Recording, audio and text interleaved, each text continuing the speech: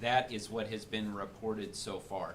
But we've got, as Stephen just mentioned, over, and we don't know the exact numbers, but over about 400,000 votes yet to be counted and reported. And that's going to be taking place, and those are mainly, as Stephen mentioned, these are mainly the early votes that have been dropped off since Friday, including yesterday's very large number of at least 275,000. So again, that process is going to go on the recorder's side of the house, and when they have gone through that full verification process, then they will be turned over here to be tabulated. And that's going to be taking place over the next few days. I just want to speak for a moment about election day activities. So we had approximately 250,000 voters who checked in to vote in person yesterday. And the lion's share of those numbers have already been reported. They were reported last night into the wee hours of the morning, and we want to say a huge thanks to the team back there for all that they did, everyone out in those vote centers, the poll workers, and getting all of those figures in. Of course, you all learned about the box 3 yesterday. And again, just to be clear on what box 3 is, these are the ballots, in-person ballots yesterday that were not read into the tabulator. We have approximately 17,000 of those ballots that were in box 3. So we want to set expectations on that. First thing is the team here now is going through the quality assurance on those ballots, making sure that we don't have any double counts, making sure we know exactly what we're looking at here, okay? But to talk about the full number of in-person ballots yesterday, we have about 7% of the total of in-person ballots yesterday that went into box 3. So that's 17,000 ballots is about 7%. We always have ballots that go into box 3. We always have ballots that are not read into the tabulator, but that is a higher percentage than normal. But again, we're only talking about 7% of those ballots from yesterday. So those will go through the quality assurance check, and those will be tabulated throughout the week. I don't have exact times, dates, when that's going to happen, but we'll be going through that process during the week. And so now let me talk about reporting that's going to take place. So we will be reporting updates on new numbers every evening.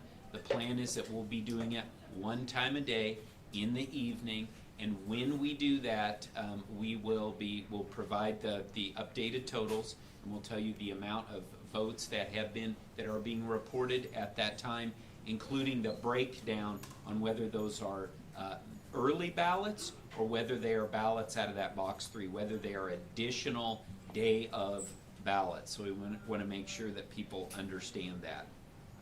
This group here is going to tabulate ballots every day. As they get processed, we will be tabulating. So we have Veterans Day coming up, a holiday. They will continue to tabulate on that date. We've got the weekend coming up. We will continue to tabulate. But as I have been saying, we have anticipated that we would have 95 to 99% of all the ballots counted and reported by Friday. We have no reason to change that estimate. If we do, we'll let you know. But again, that is still where we anticipate being as we move forward that. So, and one other thing I did want to note is the provisionals. So we had 7,000 provisionals yesterday. Those are in-person folks that were asked to vote a provisional vote. There are a variety of reasons why they would do that, including maybe they didn't have their ID or other reasons, or maybe it showed when they checked in, showed that they had already voted, maybe they had voted early, but we had 7,000. Those 7,000 provisionals are actually fewer than the number of provisionals we had in 2020. And in 2022, we actually had more people voting in person day of than we did in 2020. So again, those numbers are excellent, very low numbers in provisionals compared to historic numbers. So with that, we'll be happy to open it up for any questions that you might have for Stephen and I. Sarah? I'm not sure who to ask this to. I'm hoping to get a little bit more granular if you can. Can you give us a sense of like how many ballots were Braille, how many provisionals, and how many like overseas ballots?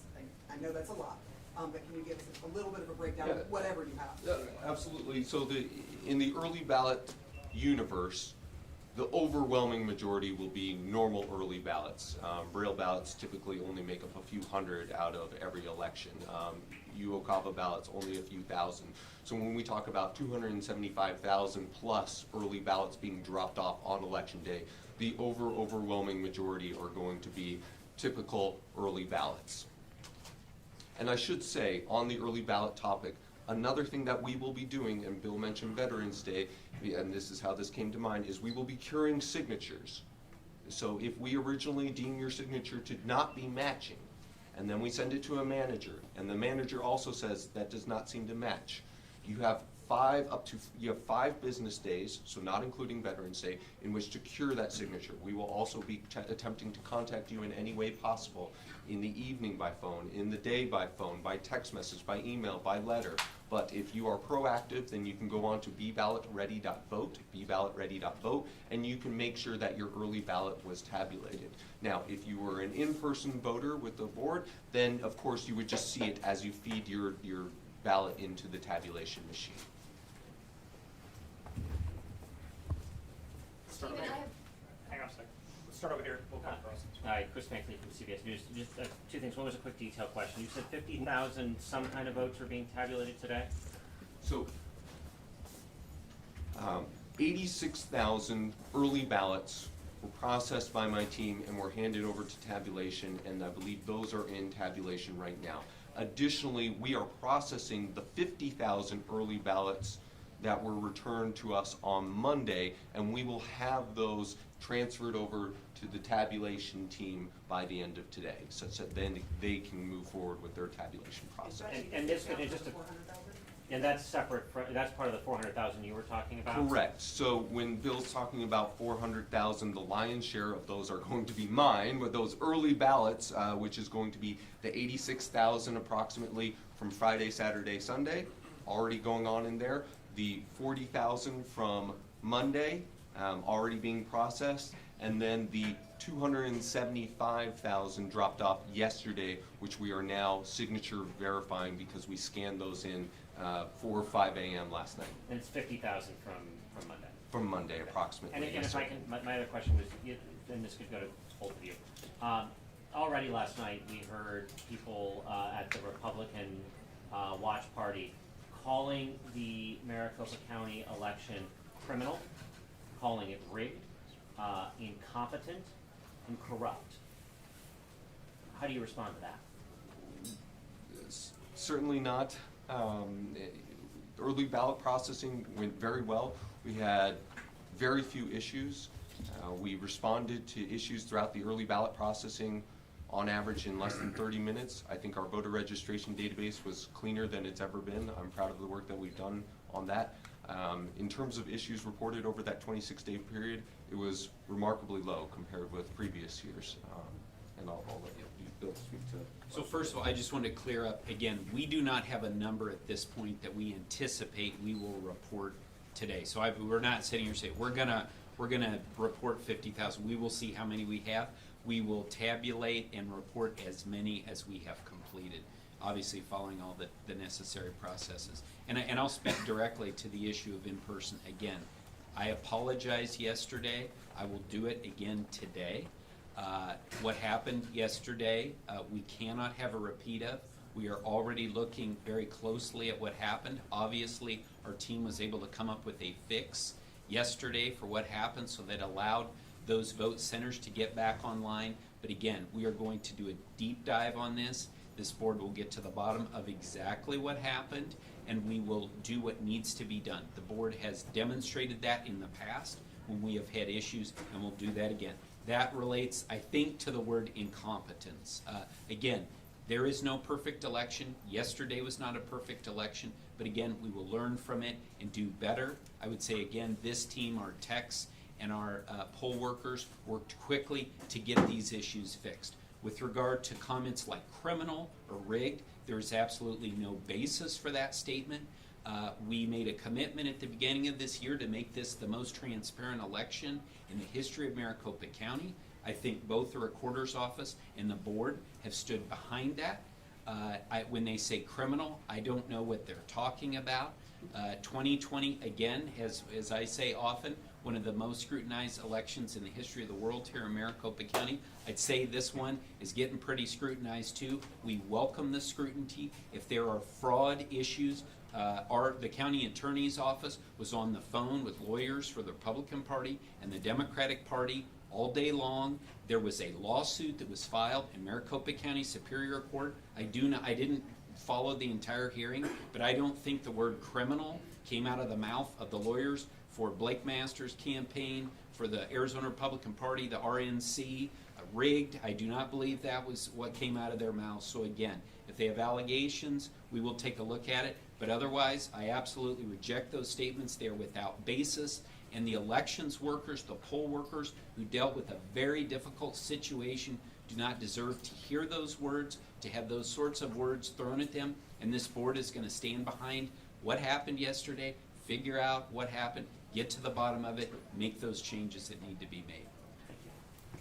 Please. Yeah, hello, my name is Romain Fonsohiv, I work for the international news agency AFP. Based on the first elements of what you have, can you maybe explain a little bit more about what happened yesterday? And also we know that these issues caused lines to form in front of polling stations. So do we have a final number of how many polling stations were actually affected by technical issues? And then really quick question, and I have to apologize because I'm French, so I know You're doing I'm great. very against specialist about the elections, but you said there were 275,000 early ballots on election day, but 250,000 voters checked in to vote. Can you explain to me the discrepancy? Yeah, let me address I can address that and then talk about what happened on the day. So again, it is an interesting system that we have, and that's why Recorder Richard talked about, is this something that the policymakers want to look at. So we have two types of voters yesterday. We had voters who showed up in person to take a ballot, vote it, and feed it into a tabulator. And for those who were not able to run that through the tabulator, they put that in this, what we call box 3, that we discussed earlier. So that was around a little bit over 250,000 people. In addition, we also had people who received a early ballot.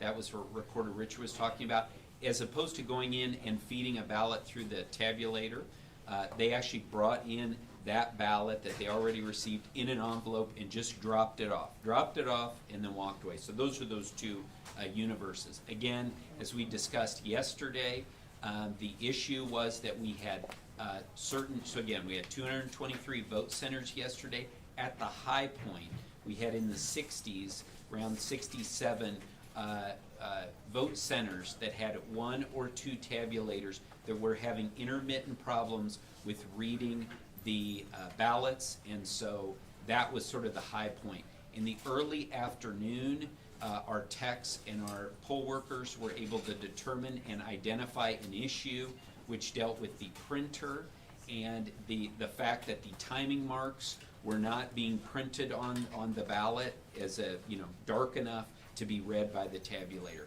Once that issue was identified, then over the next few hours, those vote centers came back fully operational with both of the tabulators working.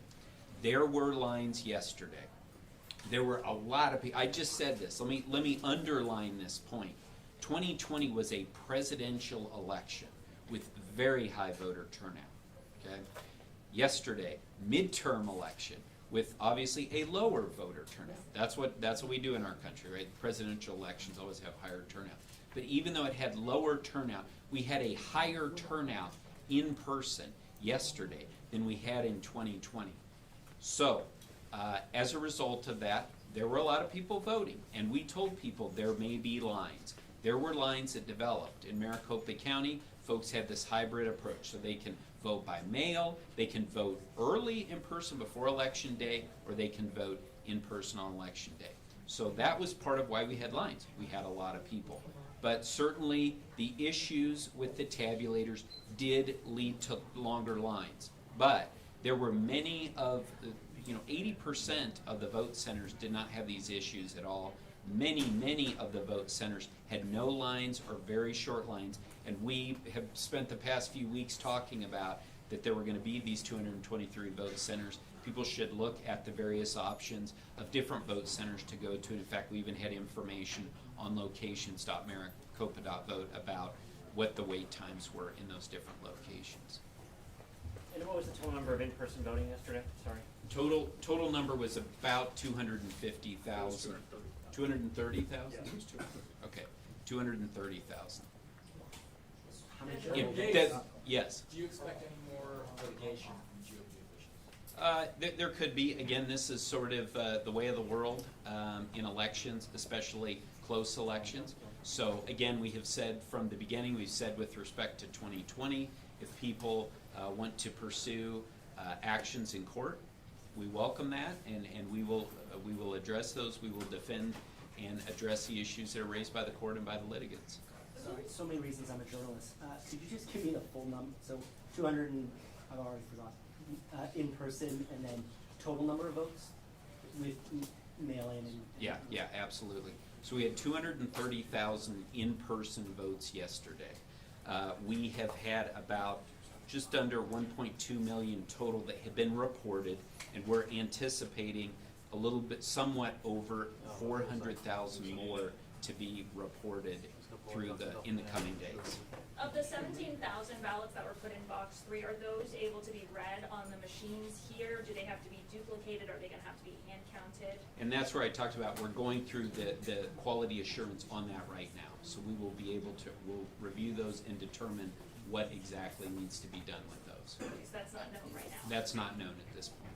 One other question, who would you say is responsible for the issues that happened yesterday? Well, again, we're a team here at Maricopa County. We all work together on these issues, and again, yesterday was in-person voting. That does fall within the Maricopa County Board of Supervisors, but the focus yesterday was determining what the issue was and to address it. That's what we did, and again, we're going to do a deep dive on exactly what happened. We know it had to do with the printers, and we will get to the bottom of it. This board is committed to doing that. I ask this because there's one particular candidate that has already expressed an eagerness to declare victory here. And so the question is, when, I understand that you guys are working through the tabulation process here, but when could we expect, would it be tomorrow night to see the Tuesday early ballots that were dropped off in person? Can we expect to see at least a certain amount of that batch appear tomorrow? So I will tell you from the component that I'm responsible for, which is scanning those in, signature verifying. We've already scanned them in. We did that between 4 and 8 a.m. We are doing the signature verification. As soon as we do the signature verification, they will go to that ballot processing. They will get to the tabulation crew tomorrow.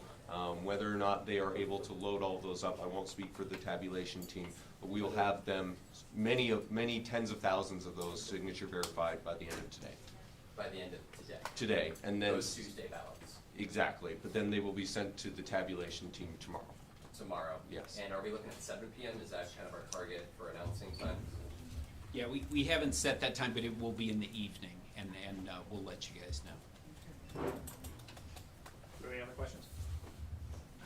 All right, if you have anything technical or something you want us to follow up on, a number that you didn't quite understand and how a lot of this stuff is still being counted, verified, and we talked a lot about the 17,000 ballots that went into box number 3. Those are going through a process. I believe Scott Jarrett did tell us that, or he believes that we have no reason to believe that these will not be counted by the central count tabulators. These are different kinds of machines that work in a different way, and we expect they'll be tabulated in that way.